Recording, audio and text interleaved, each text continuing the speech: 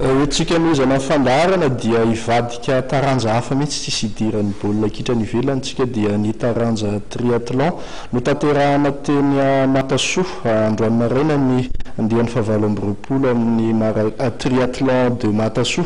Saika ireo atleta avy any La Réunion avy amin'ny équipe chaudron avokoa no misongadina ny teo amin'ny taranja triathlon, adiny samy malagasy kosa ny teo amin'ny duathlon.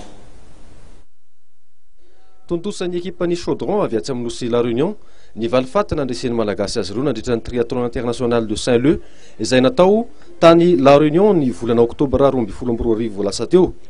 Saika norombahana izy roa avokoa matsy ny larana roa voalohany amin'ny triathlon sprint individuel na teo amin'ny sokajy lehilahy na ny sokajy vehivavy.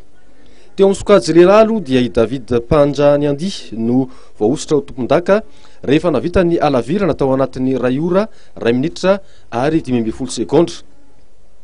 Nanarakaraka azy kosa i Alexis Marchando tany amin'ny larana fahatelo vao nisy malagasy tany alalan'ny Tino Ranaivo.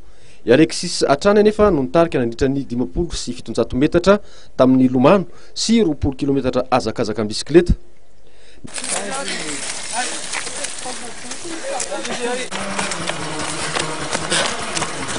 On attend.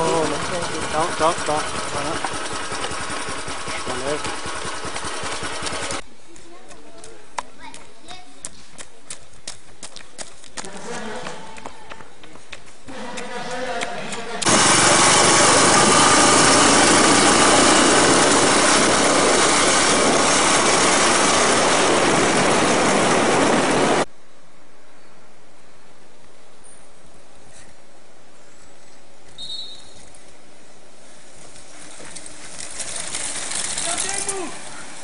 Itaky anefa ny arerahana ho an'ny Alexis teo amin'ny azakazaka an-tongotra ka i David indray no tonga aloha taorianany 10 kilometatra izay ny faninanana.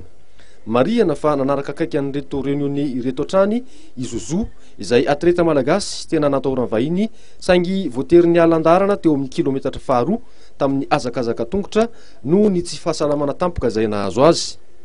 Nahatratra 1:30 moa ny isan'ny mpandray anjara tamin'ity fifananana triathlon sprint individuel ity. Raha sivy kosa ny teo amin'ny par équipe izay ny batany ekipan'ny ARMP ny laharana voalohany.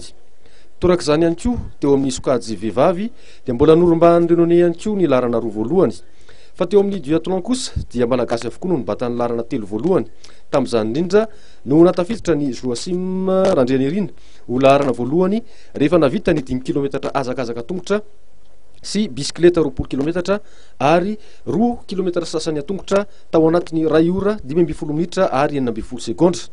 Nanaraka azy teo amin'ny larana faharoa i Roger Randrianambinina, larana fahatelo kosa i Antonio Randrianantenaina. Akoatr'izay dia no tanterahana tany Mantasoa ihany koa ny triathlon semi distance sy ny aquathlon ho an'ny ankizy. Tamin'ny ankapobeny dia fombiazana tanteraka no azon'ny Fédération Malagasy taranja triathlon tamin'ny fikarakarana ety andian'ny fahavalo amby roapolo ny triathlon de Matasoa ity. Nampiavaka izany hetsika izany ny fiakarany ahavolenta teknika teo amin'ny fifaninanana.